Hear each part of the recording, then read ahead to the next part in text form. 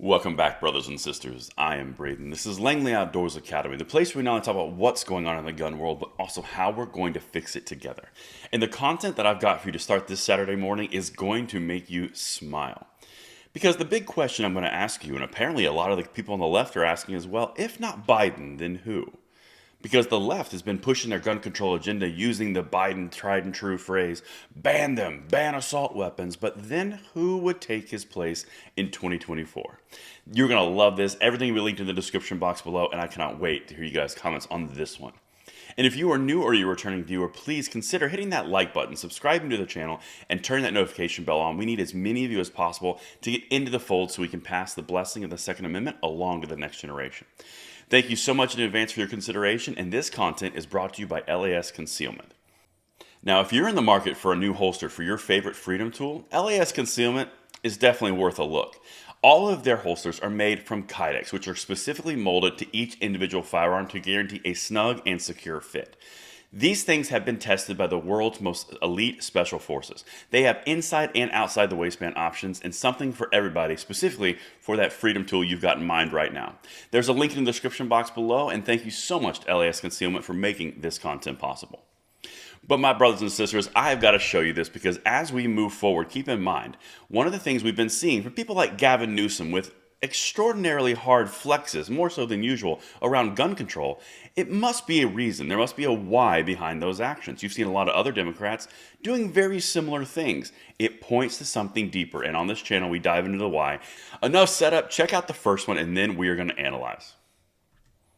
That's what's so striking about this moment is there's this cynicism right now in the Democratic Party that reminds me of the last president and his party, in which a lot of members of Congress would trash Trump behind his back but wouldn't say it in public. Democrats don't dislike Biden, but they're very fond of him personally. They just have concerns about nominating someone who's going to be 82 years old when he would start a second term. And even more delicately, Chuck, as you know, the question of if not Biden, who is that much tougher for them to answer. Oh, there's so much delicious breakdown right here. So first of all, you have, well, everyone loves Biden, except when there's an idea that he might actually lose. Let's not get crazy. But at the same time, if not Biden, then who? This is particularly awkward since the second in command, the Vice President Kamala Harris, was the second coming of whoever's important to you. Well, that kind of faded over time, didn't it? Now you've got an awkward conversation of do we stick with an octogenarian who everyone likes, but it's kind of like, if he's going to lose, let's throw him to the back of the pile. But we could have Kamala Harris, so that 82-year-old's looking pretty good right now. Awkward. This is part of the reason why you see people like Gavin Newsom making a play for higher power, because there's a vacuum at the top in multiple meanings of the word. And that's the issue here, right? If there were an obvious heir apparent, there were, whether this is fair or not, if there were more confidence in Vice President Harris, this would be a different conversation, you think? That's exactly right. And you saw the VP's look there, which said more than her actual words, which was not very pleasant but to get that question. But because she knows the chatter, as she put it, her phrase, it's persistent. It has been going on for the last 2 years, and it shows no sign of abating. And yes, Chuck, if I had a dime, and I'm sure same with you, for every Democrat who said, yeah, I'm not so sure nominating Biden's a great idea, but who else we got? I mean, yeah, if I had a dime for every single Democrat who said that. Now, keep in mind, the gun control pushes, the gun control power grabs, everything's coming from that side of the aisle.